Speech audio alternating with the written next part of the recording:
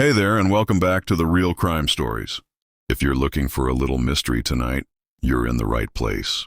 Whether you're winding down after a long day, or just need something to help you relax, I've got a real crime story ready for you, and the soothing sound of rain to set the mood.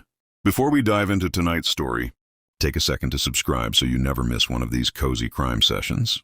And if you're enjoying the sound of rain and the mystery, give this video a thumbs up. It really helps out the channel.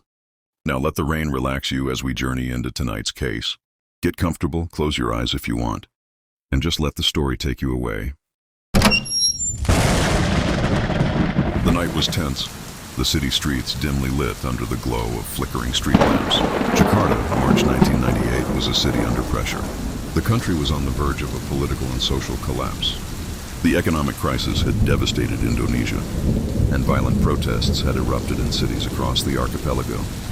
It was in this climate of unrest that the violent crime known as the Jakarta murder shocked the nation. It would forever be etched in the annals of Indonesia's criminal history. On the night of March 13, 1998, a prominent businessman, Sutrisno Wiryono, was found brutally murdered in his upscale residence in the heart of Jakarta. Sutrisno was a key figure in the business world, known for his connections to powerful political figures and his wealth, amassed through successful ventures in the oil and gas industry. His company, Petro Jakarta, had been riding high for years, but rumors had circulated that the economic crisis was starting to take its toll on his empire. Sutrisno's murder sent shockwaves through the business community. He had been found in his study, slumped over his desk, his lifeless body surrounded by piles of financial documents and contracts. The scene suggested no struggle, no signs of forced entry, and yet the brutality of his death was undeniable.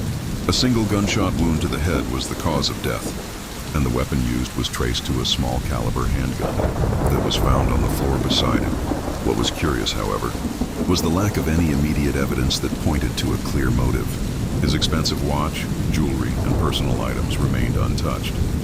There were no signs of robbery, and the house itself had been meticulously locked from the inside. The authorities quickly realized that this was no ordinary murder. It appeared to be a carefully executed assassination. The question on everyone's mind was, who would want Sutrisno dead?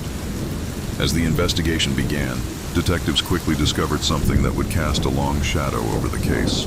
Sutrisno had been receiving threatening letters for months leading up to his death. The letters, handwritten in an erratic and unnerving script, hinted at the businessman's involvement in illegal activities, although nothing had been substantiated.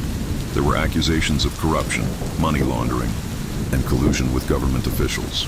The police soon learned that Sutrisno had been the subject of an ongoing investigation for his business practices and ties to powerful figures in the political elite.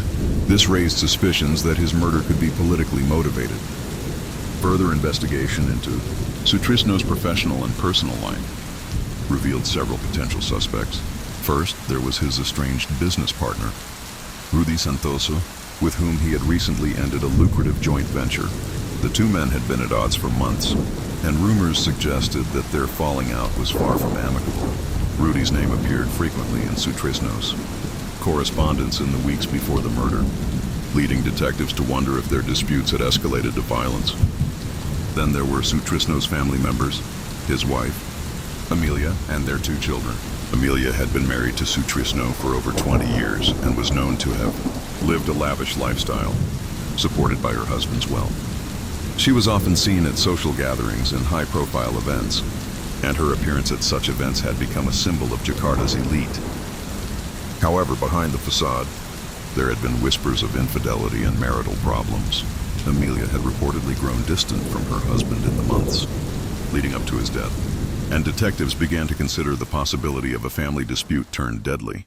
The police also explored Sutrisno's business connections, focusing on his competitors in the energy sector.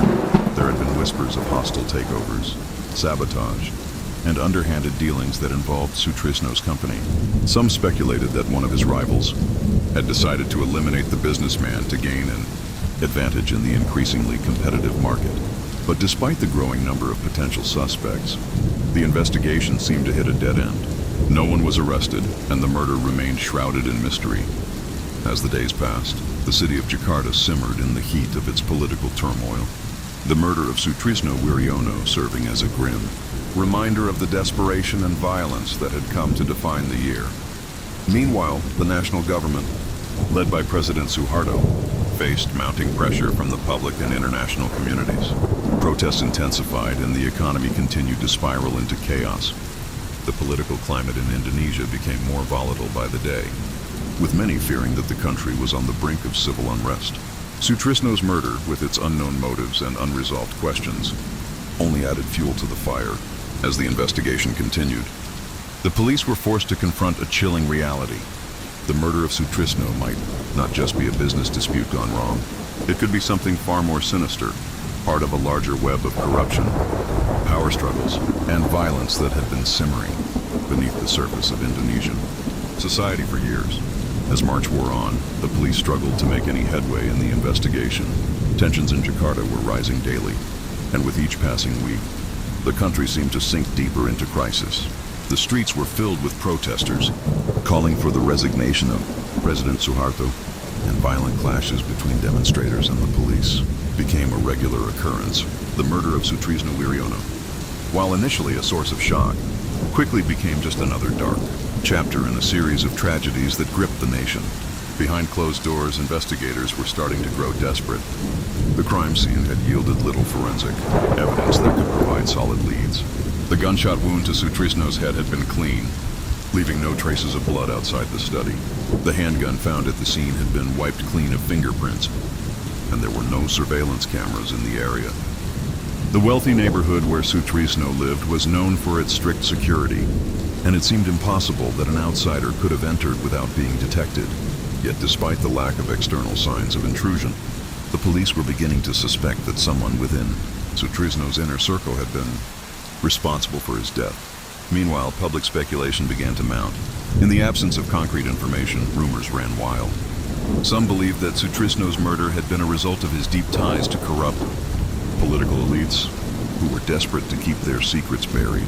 Others pointed to his business dealings in the energy sector, where underhanded practices were rumored to be the norm.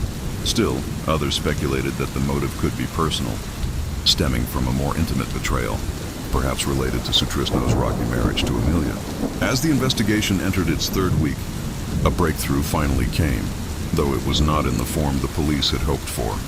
A source close to Sutrisno's company, Petro Jakarta, anonymously provided a key piece of information. The tip came in the form of a phone call to the lead detective, Inspector Andika Putra, at his office late one evening. The caller, who refused to reveal their identity, claimed that Sutrisno had been involved in a financial dispute with a high-ranking government official. The official in question, the caller said, was someone close to the Suharto regime, involved in the controversial banking deals that had helped fuel Indonesia's rapid economic expansion in the 1990s. According to the informant, Sutrisno had recently become a whistleblower within the corrupt circles of Indonesian business and politics, exposing a web of fraudulent financial transactions that linked top government officials with multinational corporations. The informant claimed that Sutrisno had gathered evidence that could implicate powerful figures, and he had begun to use this information to pressure them into making business concessions. If true, this revelation could explain why Sutrisno had been receiving threatening letters in the months leading up to his death. But more than that, it added a sinister dimension to the case. Could Sutrisno's murder have been orchestrated by the very people he had been trying to expose? The anonymous tip raised a new possibility. The murder could have been a politically motivated assassination. Inspector Andika decided to follow the lead despite the inherent risks. He understood that probing into the political connections surrounding Sutrisno could put him and his team in grave danger. Yet he felt the case could not be allowed to go cold, especially with the looming specter of political unrest already threatening to boil over in the country. Meanwhile, the police's focus also shifted back to Sutrisno's inner circle. His wife Amelia, who had been deeply involved in the family's financial dealings, came under closer scrutiny. The detectives discovered that Sutrisno and Amelia had been living in a state of marital discord for several years, though they had never publicly acknowledged it. Several sources reported that Amelia had begun to frequent high-end social clubs with a new circle of friends in the months prior to her husband's death. These social outings, however, raised more questions than answers. Had Amelia been involved in an affair, Was there a deeper motive for her to want Sutrisno dead? Was it simply about money? Or was there something more to the story of their crumbling relationship? A more troubling discovery emerged when the police uncovered a series of encrypted financial documents in Sutrisno's study, documents that appeared to contain evidence of illegal business practices. The papers detailed transactions with various shell companies and accounts in offshore tax havens. The authorities also found evidence that some of the transactions were linked to a well-known international money laundering syndicate. These new revelations cast a shadow on the late businessman's reputation, and the financial dealings outlined in the papers hinted that his wealth had been built on a foundation of illicit activities. But despite the growing evidence pointing toward both personal and professional motives, the identity of the person responsible for Sutrisno's murder remained elusive. It was a puzzle that only seemed to grow more complicated as the investigation unfolded. Every lead was met with dead ends, and every new piece of evidence only seemed to raise more questions. Adding to the complexity of the case was the political backdrop of the time. By March 1998, the political climate in Indonesia had become increasingly volatile. The economic crisis, which had devastated the nation's economy, was wreaking havoc on the livelihoods of millions of Indonesians. Public frustration boiled over into protests, which were met with a violent crackdown by the military. In the midst of this chaos, the murder of Sutrisno was becoming an increasingly unsettling symbol of the corruption, greed, and violence that had come to define the Suharto regime. At the same time, whispers of a looming coup began to circulate. The Indonesian military, long seen as a pillar of Suharto's rule, was reportedly divided. Some factions within the armed forces had begun to turn against the president, while others were loyal to him to the end. The situation was dire, and the fate of the nation seemed uncertain. Yet amidst all the turmoil, the murder of Sutrisno remained a cold case, wrapped in layers of corruption, intrigue, and dangerous political games. The question now was not just about finding out who killed Sutrisno, but also what the truth of his death could reveal about the inner workings of a government teetering on the brink of collapse. As the investigation into Sutrisno Wiryono's murder dragged into the spring of 1998, the country's political situation began to escalate toward a breaking point. The economic crisis, which had been spiraling out of control for over a year, continued to unravel Indonesia's fragile fabric. The streets of Jakarta were filled with protesters, calling for the resignation of President Suharto, while the military and police forces responded with increasing violence. The murder of Sutrisno, a prominent businessman with strong ties to political elites, became just one of many tragic events that would define this turbulent period. Inspector Andika, leading the investigation, was faced with growing pressure from all sides. The police force was stretched thin, tasked with managing the rapidly deteriorating public order, while simultaneously attempting to solve one of the most high-profile murders in the country's recent history. The city itself felt as though it were on the brink of collapse, with violent riots and looting becoming a nightly occurrence. The pressure to solve Sutrisno's murder mounted. But the more Andika dug into the case, the more he realized that the truth would not be so easily uncovered. After weeks of painstaking investigation, the police finally unearthed a lead that seemed to bring the case to a head. A former employee of Jakarta, who had worked in the company's financial division, came forward with critical information. The man, who had recently been dismissed under mysterious circumstances, claimed that Sutrisno had been involved in a dangerous game of political maneuvering. He revealed that Sutrisno had been in talks with a rival faction within the government, one that sought to push Suharto out of power. This faction, made up of military officials and disgruntled politicians, had long been plotting a coup. The employee claimed that Sutrisno, in his role as a key business player, had been offering financial support to this faction in exchange for political protection and lucrative government contracts. However, the situation had become more volatile after an internal power struggle erupted within the faction itself. In a desperate attempt to retain control, one of the more hardline members of the group had made a drastic decision. Sutrisno would need to be eliminated. The man revealed that just weeks before his murder, Sutrisno had unknowingly crossed the line. He had become involved in a scheme to funnel money into a shadow bank account, one controlled by figures in the military, who were secretly working against Suharto's rule. The transfer of funds, which was part of a larger deal meant to finance a coup, was botched. Sutrisno, unaware of the complications, began to grow suspicious and started pulling back from the deal. It was then that those within the rival faction saw him as a threat. With his knowledge of their inner workings, his business interests tied to their plans, and the evidence of his potential betrayal, they decided that Sutrisno had to be silenced.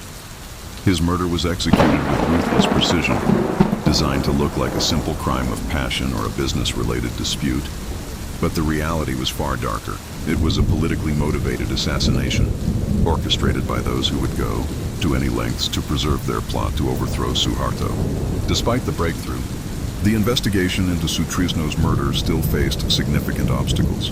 With the country on the brink of civil war, the police found it increasingly difficult to proceed with an open investigation.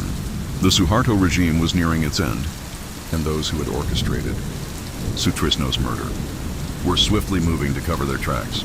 Key witnesses, including those within the rival faction, began to disappear or refuse to cooperate. Information that could have provided critical insight into the conspiracy was systematically destroyed. As Jakarta descended into chaos, the authorities made the grim decision to close the investigation. With no clear suspect and little hope of finding the killers, the case of Sutrisno Wiryono's murder was officially filed away as unsolved. The political turmoil engulfing Indonesia took center stage as Suharto's 30-year reign began to unravel. On May 21, 1998, amidst the violent protests and calls for his resignation, Suharto was forced to step down as president, ending his regime. The full truth behind Sutrisno's murder remained elusive, buried in the shadows of the political upheaval that followed. It was likely that those who were responsible for his death would never be brought to justice. Yet in a sense, his murder had been a precursor to the larger wave of violence and corruption that characterized the final days of Suharto's rule. The murky world of political assassination, business dealings, and power struggles had come to define an era of instability. Though Sutrisno's name would slowly fade from public memory, his death remained a somber reminder of the lengths to which people would go to protect their power. His murder, while never fully solved, became a symbol of the corruption that plagued the highest echelons of Indonesian society. It was a tragic footnote in a time of immense change, as the country transitioned from the authoritarian rule of Suharto to the uncertain future of a new Indonesia. But the memory of Sutrisno's brutal death lingered, haunting those who had known him, and serving as a chilling example of how far the elites would go to protect their own interests, no matter the cost.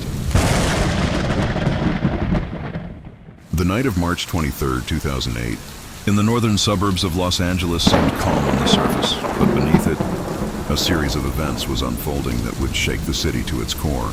The case would become one of the most chilling and complex criminal investigations in the region, marked by deception, violence, and an unrelenting search for truth. In the small but affluent neighborhood of Glendale, a quiet residential street was home to a seemingly ordinary family, the Martinez family.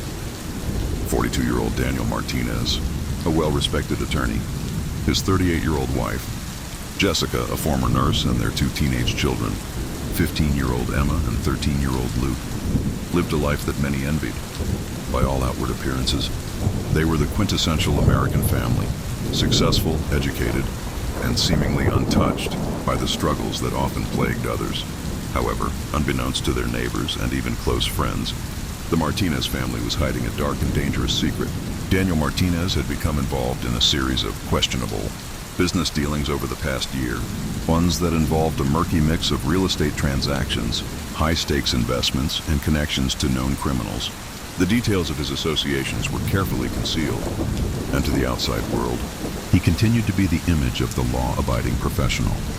But beneath his polished exterior, he was entangled in a web of financial ruin, deceit, and criminal connections that would soon come to light. On that fateful night, the Martinez home became the scene of an unimaginable tragedy. Around midnight, neighbors reported hearing loud, frantic banging and screams coming from the house. The chaos escalated quickly, and by the time the police arrived, the house was eerily silent. When the authorities forced their way inside, they were met with a gruesome sight. Jessica Martinez lay dead in the hallway, her body brutally beaten and covered in blood. Emma was found in her bedroom, bound and gagged, unconscious but alive. Luke's room, however, was empty, and a chilling sense of unease spread through the officers as they combed the house for signs of the boy. Daniel Martinez was nowhere to be found. The police quickly cordoned off the area and began their investigation. But the crime scene left them with more questions than answers. There were no signs of forced entry, no indication of a robbery, and no obvious motive for the violent murder of Jessica. As investigators combed through the house, they found a series of disturbing clues. Several documents were scattered across the living room, papers that detailed Daniel's involvement in a series of dubious financial schemes, as well as correspondences with individuals whose names were known in criminal circles. The case took a disturbing turn when the police found a bloody handprint on the back door of the house, suggesting that someone had tried to escape in a hurry. A search of the surrounding area yielded no immediate signs of Daniel or Luke, and the authorities quickly realized that the case was more than just a domestic dispute gone wrong. This was the beginning of a mystery that would consume the city for months. Detective Sarah Johnson, the lead investigator on the case, was known for her tenacity and sharp instincts. As she arrived at the crime scene, the first thing she noticed was the eerie stillness that hung over the house. The sounds of the city were distant, muted by the thick walls of the upscale neighborhood. It felt almost as if time had stopped the moment the crime was committed. Sarah was no stranger to violence. She had seen her fair share of brutal murders and crimes of passion. But something about this case unsettled her. The violence was too calculated, the silence too profound. Jessica Martinez's death seemed like a statement, not just a random act of violence. And the disappearance of Luke added another layer of complexity. That made the case even more chilling. As Sarah delved deeper into the investigation, she learned that Daniel had been facing financial ruin. His law practice had been struggling for months, and he had recently taken out a large loan, which he failed to repay. Rumors had begun circulating that Daniel had become desperate, resorting to unethical practices to keep his family's lifestyle intact. He was connected to a group of investors who were known for their illegal dealings, money laundering, fraud, and extortion. Sarah couldn't shake the feeling that the murder of Jessica Martinez was a message, but from whom and why? The disappearance of Luke was equally puzzling. The boy had vanished without a trace, leaving only a faint trail of blood in his room. It appeared as though someone had abducted him, but the motives were unclear. Was this a kidnapping for ransom, or had something more sinister occurred? Sarah's thoughts raced as she pieced together the fragments of evidence, but with each passing hour, the questions only multiplied. Meanwhile, the city of Los Angeles was gripped by the news of the Martinez family's tragedy. Media outlets speculated wildly, with many suggesting that the murder was a result of a botched robbery or a crime of passion. Some even hinted that Daniel might have been involved in a violent altercation with his wife, which had spiraled out of control. But as the investigation unfolded, it became clear that there was more to the story than anyone could have anticipated. Sarah's team worked tirelessly to piece together Daniel's whereabouts. Surveillance footage from nearby stores and gas stations showed him driving late at night, but his route was erratic, almost as if he were trying to elude capture. The detectives were no closer to finding him, and the clock was ticking. Without Daniel or Luke, the case seemed to be spiraling into a black hole of unanswered questions. But as Sarah sat at her desk late one night, reviewing the evidence, one question kept gnawing at her. Was this a murder that was part of something far larger, a criminal enterprise with roots so deep that it could destroy entire lives? As the search for Daniel and Luke intensified, the true horror of the situation began to surface. And with every passing day, the urgency of finding the answers became even more pressing. There was a dark force behind the violence, one that was just beginning to reveal itself. And Sarah knew that this case would haunt her for a long time. As Detective Sarah Johnson's investigation into the Martinez case unfolded, she began to uncover disturbing details that suggested a far more intricate and sinister plot than anyone had initially imagined. The brutality of Jessica Martinez's murder was only the beginning of a chilling narrative that would soon reveal the dark underbelly of wealth, corruption, and violence in Los Angeles. Sarah's team continued to track Daniel's movements, and through a combination of CCTV footage and cell phone data, they pinpointed his last known location. He had made a stop at a remote motel just outside the city, a place known for attracting people trying to avoid detection. But the room was empty when the police arrived, the bed untouched, and the only clue left behind was a torn, blood-stained shirt, presumably Daniel's. The trail was growing colder by the day, and it seemed as though Daniel Martinez had vanished without a trace. But then, on March 28th, 5 days after the murder, a breakthrough came. A body was discovered in a nearby ravine on the outskirts of the city. The body was badly decomposed, but forensic evidence quickly identified it as Daniel Martinez. It appeared he had been shot at close range, execution style, and left to die in a remote area. His body left to rot in the wild. There were no signs of struggle, no indication of robbery, only the lifeless form of a man who had once seemed untouchable. The discovery of Daniel's body only deepened the mystery. Who had killed him? Was his death part of a larger conspiracy? Detective Johnson immediately suspected that the key to unlocking the case lay in understanding the connections Daniel had with his business dealings and the people who had been linked to his criminal activities. In the days following Daniel's death, Sarah dug deeper into the murky world of real estate fraud and money laundering in which Daniel had been involved. She discovered that Daniel had been operating a series of shell companies, some of which were designed to conceal illicit transactions and funnel money to shady investors. The deeper she went, the more complicated the situation became.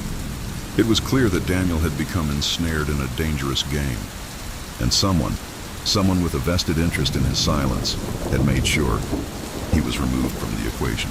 Sarah soon found herself looking into a man named Vic Reyes, a well-known figure in the city's underground real estate market.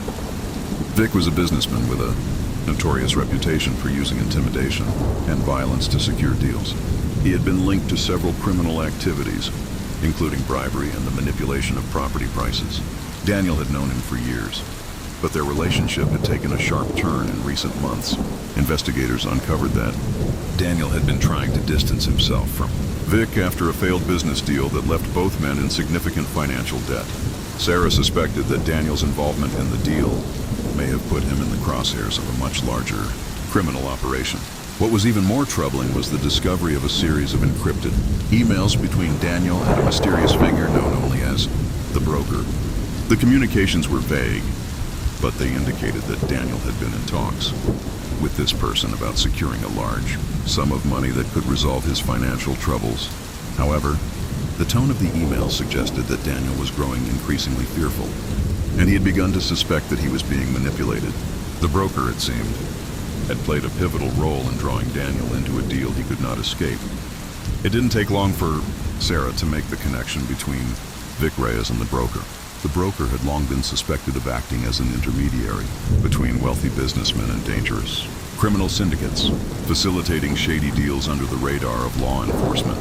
And it appeared that Daniel had been sucked into one of these high-stakes schemes with devastating consequences.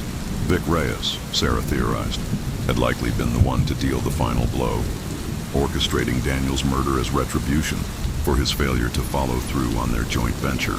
But despite all the pieces falling into place, there was still one haunting question left unanswered.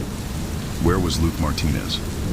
As the investigation shifted toward tracking down the missing boy, new evidence emerged that made Sarah's blood run cold. Surveillance footage from a nearby gas station showed a man in a baseball cap, carrying a struggling young boy, matching Luke's description. The man was seen driving a nondescript van, heading toward an industrial area on the edge of the city. Sarah immediately ordered a search of the area, but as her team scoured the location, they found nothing. It was as if the boy had vanished into thin air. At the same time, the media frenzy surrounding the case escalated.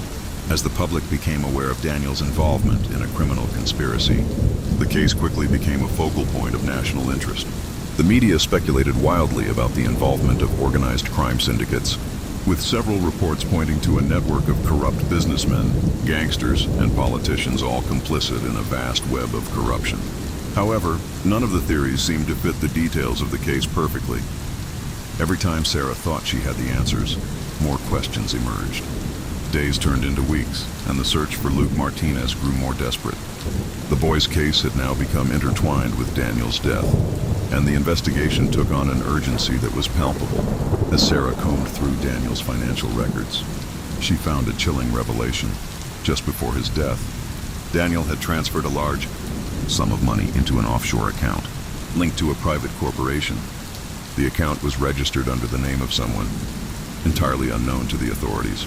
This discovery only heightened Sarah's suspicion that the Martinez family had been pawns in a much larger scheme, a scheme that reached far beyond simple financial fraud. Finally, after nearly a month of relentless searching, Sarah received a tip from a witness who claimed to have seen a van matching the description of the one in the surveillance footage, parked near an abandoned warehouse just outside the city. It was a long shot, but Sarah knew this could be the break they needed. As her team prepared to raid the location, the tension in the air was palpable. The hunt for Luke Martinez had reached a boiling point. What Sarah didn't yet know was that this raid would set off a chain of events that would leave the city reeling in shock. The night of the raid had a charged, foreboding atmosphere. Detective Sarah Johnson stood at the head of her team, her heart pounding as they prepared to breach the abandoned warehouse. The building, tucked away on the outskirts of the city, had long been a hotspot for illicit activity. It seemed like the perfect place for someone trying to hide. And every officer knew the stakes. Luke Martinez's life was on the line. Sarah couldn't shake the feeling that this raid might reveal far more than she had prepared for. The SWAT team moved in swiftly and efficiently, surrounding the perimeter of the warehouse before making their way inside. As Sarah waited for confirmation, her thoughts flashed to the photographs and files she had pored over in the days before. Luke's face, the frightened, confused expression that haunted her, flashed before her eyes. She could only hope that they were on the verge of finding him, but the fear that it might be too late gnawed at her. Inside the warehouse, the team found several darkened rooms, the air thick with dust and the unmistakable scent of oil and rust. The silence of the abandoned building only added to the tension. Sarah's voice was steady over the radio, coordinating with the officers as they scoured each corner. It was clear that whoever had been hiding here knew how to cover their tracks. But then, just as the team was about to regroup, a faint sound reached Sarah's ears. Footsteps, shuffling softly against the cold concrete floor. "Over there," Sarah whispered to the lead officer. They moved cautiously toward the source of the noise. The team burst through a door, guns drawn, and what they saw took their breath away. In the far corner of the room, a young boy, bloodied, bruised, and barely conscious, was crouched beside a pile of old crates. His hands were bound with duct tape, his face streaked with tears, but there was no mistaking it. It was Luke Martinez. The officers rushed forward, carefully cutting Luke free and checking his vital signs. He was alive, but not without damage. His body was marked with signs of physical abuse, and his eyes were clouded with confusion and fear. His mouth was parched, and he barely seemed able to comprehend what was happening around him.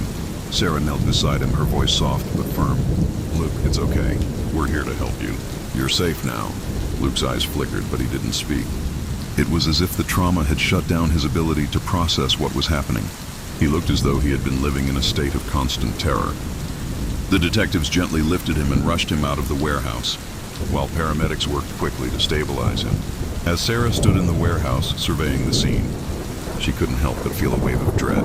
The boy had been here for days, perhaps even longer. His abduction had been far more than an isolated kidnapping. It was part of a darker conspiracy that had yet to fully unfold.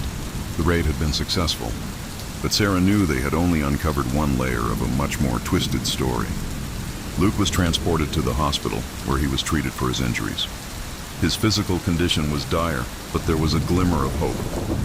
He had survived, but it was clear that the emotional and psychological toll would take much longer to heal. Still, Sarah was determined to get the boy's story. The next day, after Luke had been stabilized and sedated, Sarah sat down with him in a small hospital room. The room was quiet, the beeping of machines the only sound as Luke lay in a hospital bed, wrapped in bandages.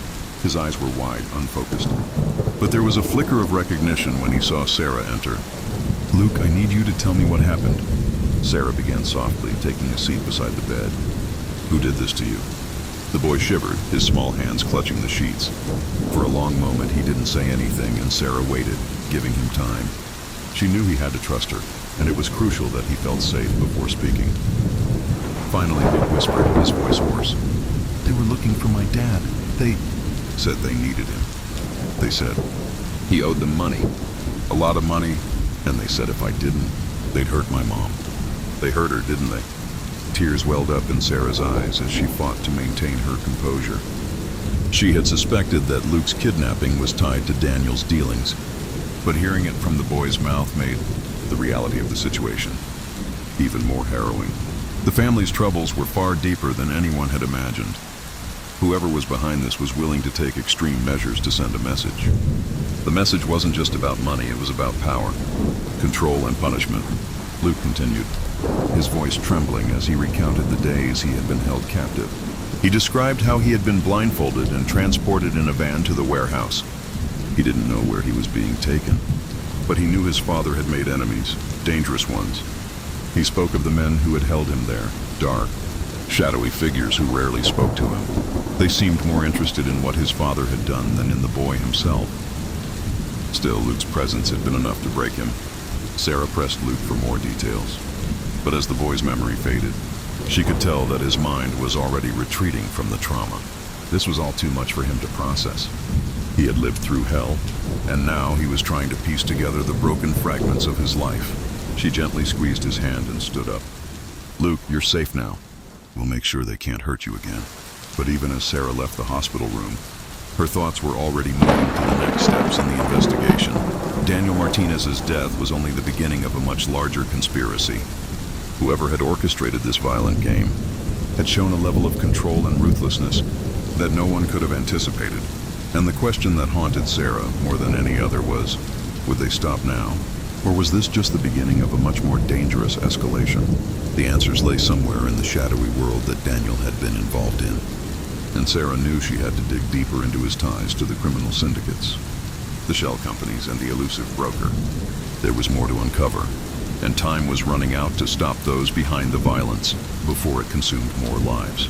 The investigation into the Martinez family case had entered its most critical phase.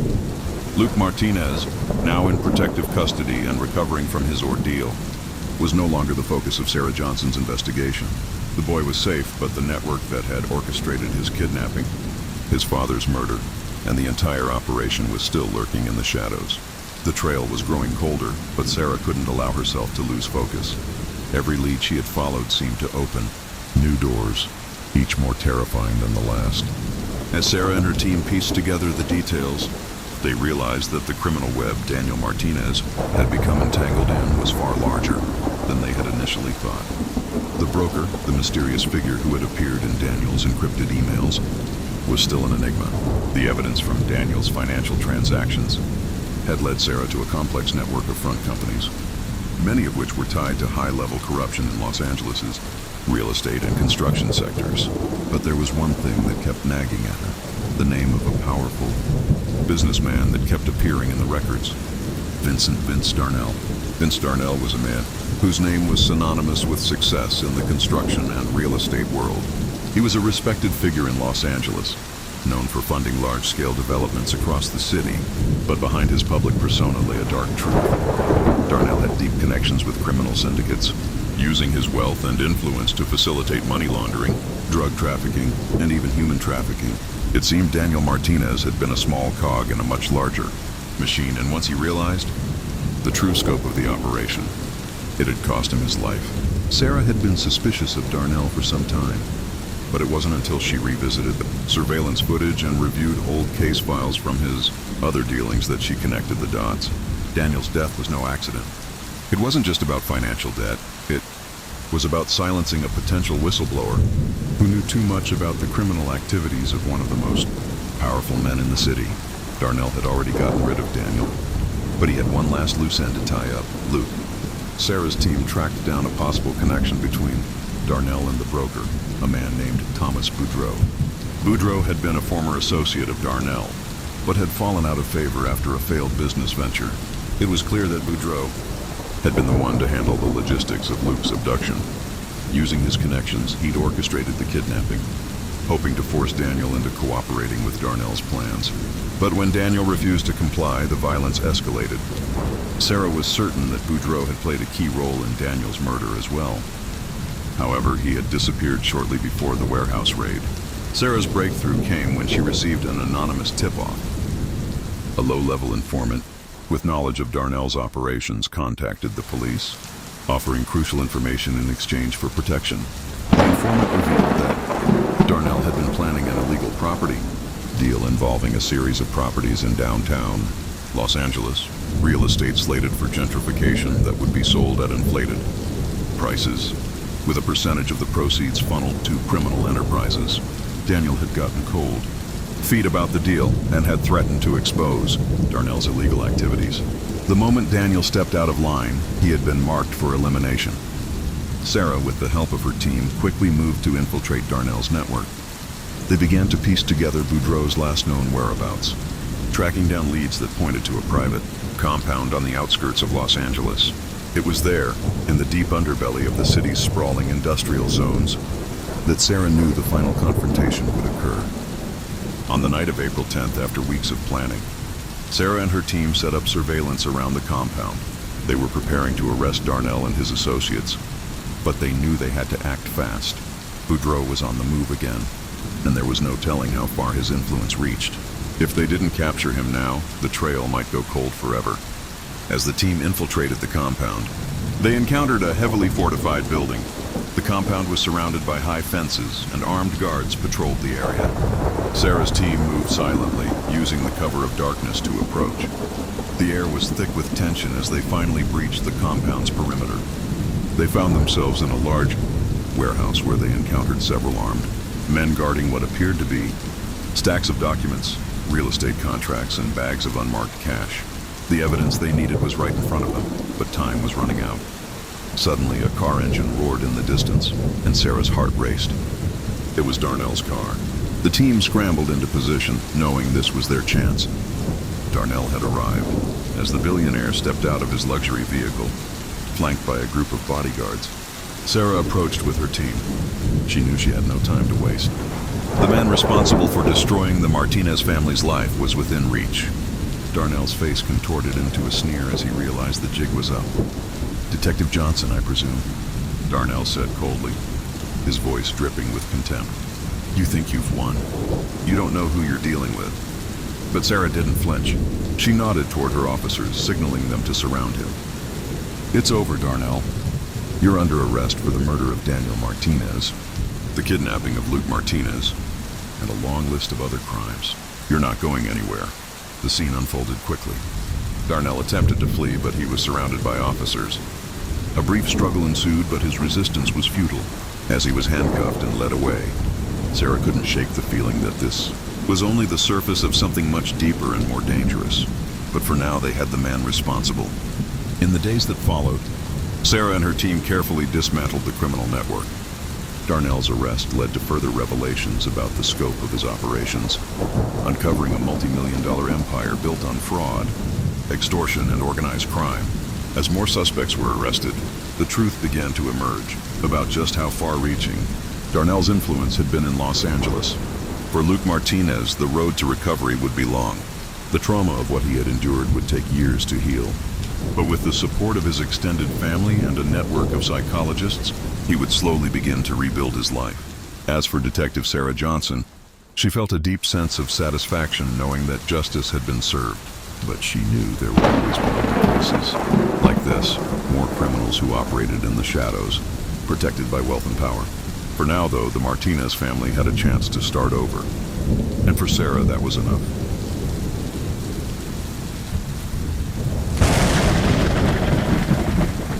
It was a cold November morning in 2017 when the city of Los Angeles was rocked by an event that would leave investigators reeling for months.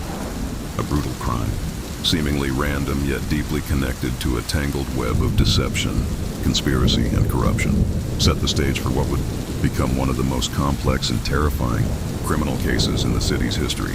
What began as a missing persons report quickly spiraled into a full-scale investigation that uncovered the darkest corners of Los Angeles, elite and their secret dealings. Detective Maria Alvarez stood outside the grand, glass-fronted mansion in the Hollywood Hills, her breath visible in the morning air as she surveyed the crime scene. It was November 7th when a well-known Hollywood producer, Jonathan Hayes, was reported missing by his wife, Claire Hayes. His disappearance at first seemed like the kind of case that could easily be explained away, an argument gone wrong, a spontaneous retreat from the world. But as the hours ticked by, the circumstances grew increasingly suspicious. Jonathan Hayes, a 49-year-old billionaire and entertainment mogul, had made his fortune in Hollywood. known for his lavish lifestyle and tight-knit circle of high-profile friends. His company, Hayes Productions, was responsible for some of the biggest blockbusters in the last 2 decades. He was the type of man who lived a public life, with no shortage of admirers and detractors alike. But on that fateful morning, his disappearance cast a dark shadow over his pristine image. The police were initially cautious, but as Alvarez began to piece together the timeline of Jonathan's last known movements, she couldn't shake the feeling that something much more sinister was at play. Jonathan's wife, Claire, claimed to have last seen him the previous night, when he had left their house around 11 p.m. He had been in high spirits, she said, and there was no indication that he was planning anything out of the ordinary. But when Claire woke up the next morning, he was gone. The first few hours after his disappearance were filled with typical procedural work, interviews with family, friends and staff, and checks on his last known location. But when Alvarez and her team arrived at the mansion that morning, they found something that immediately raised the stakes. Jonathan Hayes' personal security team, the same men who had been tasked with protecting him for years, had all been mysteriously absent from the property. Their cars were gone, and the security cameras inside the house had been tampered with. What struck Alvarez as particularly odd was that there were no signs of forced entry anywhere. The house had been left undisturbed, almost as if Jonathan had walked away on his own volition. But why would a man like Jonathan leave behind everything he had built? His home, his family, and his empire? The disappearance didn't make sense. As the investigation continued, Alvarez began to find clues that pointed to a darker, more complex reason for his vanishing. There were rumors circulating in Hollywood, whispered in the back rooms of the city's most exclusive parties, about Jonathan's involvement in shady dealings. But the more Alvarez looked into his business affairs, the more she realized that his success in the industry had not been built on purely legitimate dealings. His reputation was riddled with allegations of using blackmail, leveraging personal secrets, and exploiting others in order to maintain his empire. Yet despite these whispers, nothing had ever been proven, until now. And now it seemed like Jonathan Hayes was being targeted, but by whom and why? The first breakthrough came when Alvarez and her team managed to trace the missing security footage from Jonathan's house. The footage had been wiped clean, completely erased, a common tactic used to hide something dangerous. But after a forensic analysis, a single corrupted file was found, one that contained the briefest of glimpses of a man in the background. The image was distorted, almost unrecognizable, but the shadows of the figure matched the outline of someone familiar, a name that would send shockwaves through the investigation. Carter Grant. Carter Grant was a former business partner of Jonathan Hayes, a man whose name had been tied to multiple unsolved scandals over the years. Once considered a rising star in Hollywood's elite circle, Grant had disappeared from public life years before after an explosive fall from grace. He had been involved in a failed film production that had cost investors millions, and rumors swirled that his downfall was tied to organized crime syndicates and shady financial deals that had never been fully uncovered. What was clear was that he had a motive to get back at Jonathan. For Alvarez, this was the first real lead. The connection between Grant and Hayes was not something she had expected, but it made sense. As she delved deeper into Carter Grant's history, she discovered that he had recently reappeared in Los Angeles. Though he was trying to keep a low profile, his name had surfaced in a number of unofficial reports. But nothing concrete had been established about his whereabouts. Now he was at the center of a missing persons case involving one of the wealthiest and most influential men in Hollywood, and Alvarez couldn't ignore the possibility that Grant was connected to a far darker world. But what followed next would turn the case on its head, revealing that Hayes' disappearance wasn't just personal. It was a carefully orchestrated plan with far-reaching consequences. As Detective Maria Alvarez delved deeper into Carter Grant's reemergence in Los Angeles, the more she began to realize the scope of the investigation she was about to undertake. The pieces were starting to fit together, but they were far from the whole picture. As Alvarez continued her pursuit of the truth, she uncovered a network of deceit that had entangled not only Jonathan Hayes, but also powerful figures from across the entertainment, financial, and criminal worlds. Carter Grant's reappearance was more than just coincidental. After years of keeping a low profile, Grant had surfaced in the most unexpected way by entering into a high-stakes, underground gambling ring that catered to some of the wealthiest and most influential figures in Hollywood. But there was something else that raised Alvarez's concern. Carter Grant wasn't just gambling. He was gambling with large sums of money, money that didn't appear to be his own. In fact, records from the gambling halls and illegal casinos revealed a trail of massive debts, some of which had been owed to the very people Jonathan Hayes had crossed in the past. The gambling ring was a front for something far darker. Alvarez soon discovered that it was controlled by a criminal syndicate, an organization that had been operating in the shadows for decades. The group was known as the Black Scorpion, a ruthless and covert criminal operation that specialized in money laundering, high-stakes betting, and, more alarmingly, the abduction and trafficking of wealthy individuals for leverage. Their goal was simple: to infiltrate the world's elite and manipulate them through fear, blackmail, and force. Through further investigation, Alvarez learned that Jonathan Hayes and Carter Grant had a more complex and dangerous history than anyone had realized. Years before his public downfall, Carter Grant had been intimately involved with the Black Scorpion Syndicate. It was no coincidence that his career had collapsed shortly after his ties to the syndicate had been exposed. But even as Grant fell from grace, he remained a valuable asset to the group. In fact, the Black Scorpion had been watching Hayes for years, biding their time, waiting for the right opportunity to strike. Hayes, on the other hand, had been savvy enough to distance himself from Grant and the criminal syndicate, at least publicly.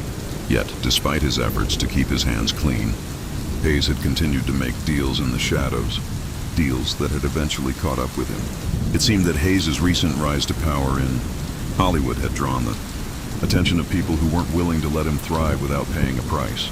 And that price, as Alvarez was starting to understand, had been much higher than anyone could have anticipated. A breakthrough came when Alvarez received a cryptic tip from an anonymous source, a former associate of Carter Grant's who had worked in the depths of the entertainment industry.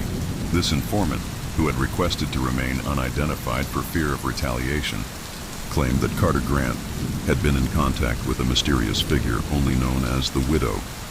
This individual had been known for orchestrating high-profile kidnappings and extortion, schemes targeting the wealthy elite. The informant hinted that the Widow was the one behind the abduction of Jonathan Hayes, and that Carter Grant had been roped into the operation. Without fully understanding the extent of what he was involved in, the Widow had a reputation that preceded her. She was a woman whose cold, calculating demeanor had made her one of the most feared figures in the criminal underworld. For years, she had operated behind the scenes, pulling strings, orchestrating disappearances, and extracting large sums of money from Hollywood's elite. But her connection to Carter Grant was a new revelation, and it sent a chill through Alvarez's spine. The more Alvarez investigated, the more she realized the severity of the situation. This wasn't just a kidnapping. It was a carefully planned scheme involving multiple players with their own hidden agendas. Carter Grant was merely a pawn in a game that he didn't fully understand. His debts to the Black Scorpion Syndicate had led him down a dark path, one that he couldn't escape from. And Jonathan Hayes had found himself at the center of it all, through a series of wiretaps and surveillance operations. Alvarez's team managed to track down one of Carter Grant's known associates, a man named Vince Salazar, a former bodyguard and enforcer for the Black Scorpion. Salazar had been acting as a go-between for Grant and the criminal syndicate, facilitating the gambling debts and ensuring that the transactions were handled quietly. He was arrested after a tense standoff in a hidden downtown warehouse. During his interrogation, Salazar revealed that Hayes had been taken in order to leverage his vast fortune and influence over the Hollywood elite. But there was more to the story than just money. According to Salazar, the Widow had orchestrated the kidnapping with the intention of forcing Hayes into a high-profile deal that would forever alter the course of Hollywood's power structure. Hayes was being used as a pawn in an elaborate scheme to extort one of the wealthiest groups in the entertainment industry. He had been captured, tortured, and held in a remote location, forced to make decisions that would benefit the Black Scorpion Syndicate and their allies in the entertainment industry. Hayes' life was no longer his own, and he was caught in a game far larger than he could have ever imagined. Alvarez knew that the stakes had escalated. Not only had Hayes been taken by an underground criminal organization, but now it was clear that powerful forces within Hollywood were behind his abduction. Forces that were willing to go to any lengths to protect their secrets. The city's gleaming, star-studded exterior hid the corruption and violence that simmered just beneath the surface. And as Alvarez dug deeper, the web of deception began to unravel further. But time was running out. Hayes' life was in the balance. And the further Alvarez pushed, the more dangerous her investigation became. The Black Scorpion was on the move, and the widow was a step ahead of her. With each new piece of information, Alvarez knew that the criminal syndicate was watching her closely, ready to strike if she got too close. The clock was ticking, and Detective Maria Alvarez knew that every second counted. Jonathan Hayes' life hung by a thread, and the more she uncovered, the more she realized how deeply intertwined the web of crime was within the very fabric of Hollywood. The Black Scorpion Syndicate, a shadowy criminal group, had entangled itself in every corner of the city. But the most unsettling part was the knowledge that the syndicate had allies who were not only powerful but incredibly influential, people whose names were known across the globe, and among them was the widow. Alvarez's investigation took her to a hidden network of properties in Los Angeles, luxurious estates, unmarked warehouses, and underground clubs, all owned by people who were either directly connected to the Black Scorpion or had become complicit in their operations. She began to see a pattern emerge, one that hinted at the syndicate's long-term plan. This wasn't just about kidnapping a billionaire and extorting him for money. It was about controlling Hollywood, manipulating the very core of the entertainment industry to bend to the will of a hidden few. Through her interactions with Salazar, the man arrested earlier, Alvarez learned more about the widow, the woman's real name. She discovered was Eliza Kane, a former actress turned ruthless criminal mastermind who had disappeared from public view years ago after her career came to an abrupt end. Kane's fall from grace had been shrouded in mystery, with rumors circulating about her involvement in illegal activities, but no one had ever been able to prove it. Now it seemed Kane had embraced her darker side and had built an empire within the criminal world. She had crafted a life as a ghost, operating in the shadows, pulling strings and controlling people through fear and manipulation. Alvarez felt the weight of the case pressing down on her. As the investigation gained momentum, it became increasingly clear that the widow wasn't working alone. She had managed to manipulate key players in the entertainment industry, people who held immense power over Hollywood's biggest players. The syndicate's ultimate goal was to control the entertainment industry from the inside, using their leverage over individuals like Jonathan Hayes to fuel their empire. But the question remained, why Hayes? Why was he the target of this ambitious plot? One of Alvarez's most significant breakthroughs came when she uncovered a series of encrypted communications between Hayes and a mysterious third party. These messages revealed that Hayes had been negotiating with several international investors to sell a significant stake in his company. The deal had been set to go through the following week, but Alvarez's analysis of the messages painted a darker picture. Hayes had been trying to cut a deal with the widow herself, one that involved not only the sale of his company, but also a large cash payout to the Black Scorpion Syndicate. The implications of this discovery were profound. Hayes had been trying to make a deal with the very people who were holding him captive. But it wasn't just about the money. Hayes had been under immense pressure, knowing that his wealth and influence had made him a target. His attempt to negotiate his way out of the situation now seemed like a desperate move to save himself and his company, but it ultimately failed. The Black Scorpion Syndicate, and especially the widow, had more control over him than he realized. As Alvarez pieced together the last few fragments of the puzzle, she realized that there was still a major element of the case that remained elusive: the whereabouts of Jonathan Hayes. While she had managed to trace the syndicate's movements and even uncovered parts of their elaborate operation, she had yet to determine where Hayes was being held. His kidnappers had taken every precaution to keep his location a secret, but Alvarez wasn't about to give up. She gathered her team and began a series of raids on properties that were linked to the Black Scorpion, hoping to find any trace of Hayes. Each lead seemed to end in a dead end, but Alvarez refused to stop. With every failure, her determination grew. She knew that time was running out, and Hayes' fate was growing more uncertain by the day. Finally, after weeks of intense surveillance and investigation, Alvarez received a tip from an unexpected source, an insider from one of the underground gambling circles who had once worked with Carter Grant. The informant, who had been hiding for fear of his life, reached out to Alvarez. with a promise of information that could lead her directly to Hayes. The tip led Alvarez to an abandoned mansion located on the outskirts of the city.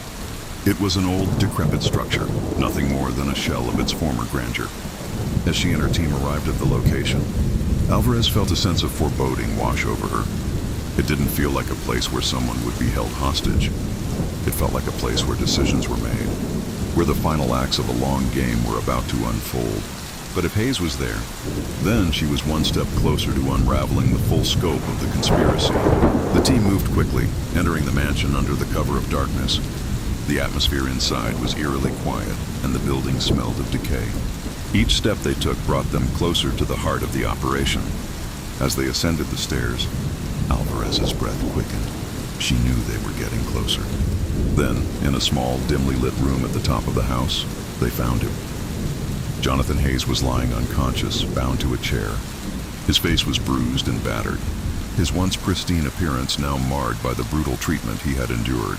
But there was something even more unsettling about his condition. He was alive, but barely.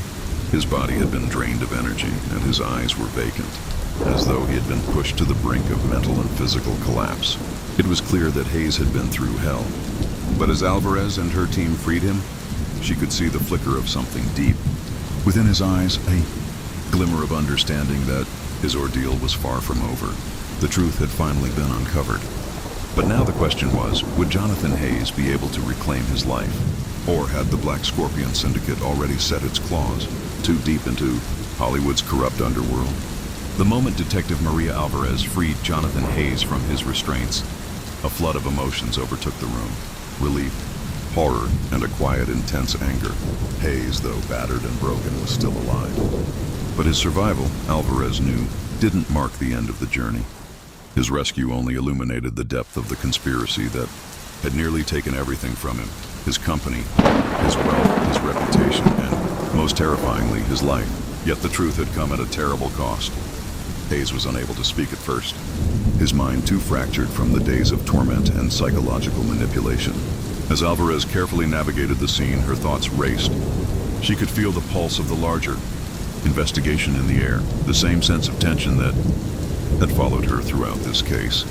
A sense that, though they had rescued one man, they were far from exposing the full extent of the criminal network that had ensnared Hollywood's elite. The Black Scorpion Syndicate, led by the elusive The Widow, had been pulling the strings in the shadows for years. Their control over powerful figures in the entertainment industry had been tighter than anyone had imagined. Through blackmail, extortion, and coercion, the syndicate had woven itself into the very fabric of Hollywood. The abduction of Jonathan Hayes was merely one piece of a much larger puzzle, one that involved many individuals who were far more influential and dangerous than Alvarez had ever anticipated. But Hayes, despite his traumatic ordeal, had been the key to unlocking the secrets hidden within the syndicate's labyrinthine web. As he recovered, slowly beginning to regain some semblance of normalcy, Alvarez and her team sifted through the evidence they had collected: bank transfers, illicit communications, and the accounts of witnesses who had been too afraid to speak before. What they uncovered was staggering. The Black Scorpion Syndicate had become the puppet master behind countless film deals, behind major investments that had shaped Hollywood's future, and behind the success of many influential individuals whose careers were built on secrets they would go to great lengths to protect. The more they dug, the more they discovered that the true mastermind behind the scheme had been Eliza Kane, the widow. Her influence had stretched far beyond the criminal underworld. She had wormed her way into the highest echelons of Hollywood, manipulating contracts, altering the course of films, and ensuring that those who fell out of favor with her were either destroyed or silenced. Even Carter Grant, once a rising star, had been nothing more than a pawn in her game. His debts to the Black Scorpion were extensive, and his involvement in the kidnapping of Hayes had been a result of his own desperation. He had become so entangled in the syndicate's plans that he had lost sight of his own power, or rather, the lack of it. But Eliza Kane's power wasn't absolute. As Alvarez worked tirelessly to gather evidence, a team of federal agents was preparing to arrest Kane and her closest allies. A covert operation was put in place to take down the Black Scorpion Syndicate once and for all. But as the net began to tighten, Kane disappeared. She vanished into the dark corners of the world, leaving behind a trail of chaos. Yet Alvarez knew this wouldn't be the end of it. The criminal world Kane had built wouldn't simply crumble with her disappearance. The danger still loomed, and as long as Kane remained at large, the syndicate's reach could extend far beyond what anyone had prepared for. Despite the gravity of the situation, Alvarez knew that exposing the Black Scorpion and rescuing Jonathan Hayes was a significant victory.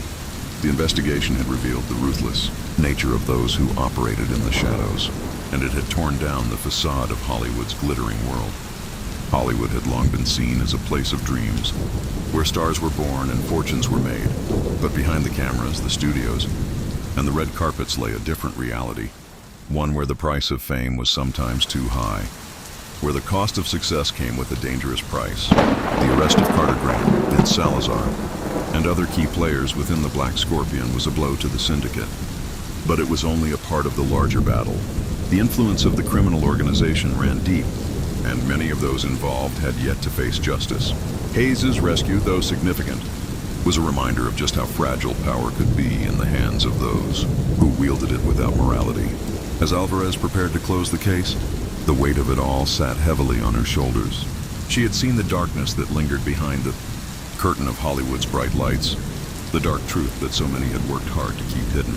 The individuals who had once seemed untouchable, impervious to the world's scrutiny, had been exposed for the dangerous people they truly were. But even as the case was wrapped up, the aftershocks were felt across the city. For Jonathan Hayes, his life would never be the same. The trauma of his abduction, the betrayal he had faced from those closest to him, would haunt him for years to come. His empire, once built on carefully crafted deals and ruthless ambition, now stood on shaky ground. His reputation was forever tarnished by his ties to the Black Scorpion Syndicate, and though he tried to reclaim control of his company, the damage had been done. The public perception of Hayes, once a beloved mogul, was now forever marred by the sinister world in which he had operated. For Alvarez, the case had been a personal journey, one that had forced her to confront the very essence of what she stood for. She had fought to uncover the truth, to expose the evil lurking in Hollywood's underbelly, and in doing so, she had come face to face with the corruption that had long thrived in the shadows. But there were no easy answers. For every criminal taken down, there were still others waiting to take their place. And as she left the office that night, closing the case files with a weary sigh, Alvarez couldn't help but wonder, would the darkness ever truly be gone from Hollywood? Or had it merely shifted, waiting for its next victim to stumble upon its treacherous path? The case was closed, but the scars it left would endure, reminders of a battle fought in the shadows, where the line between fame and infamy was often blurred beyond recognition.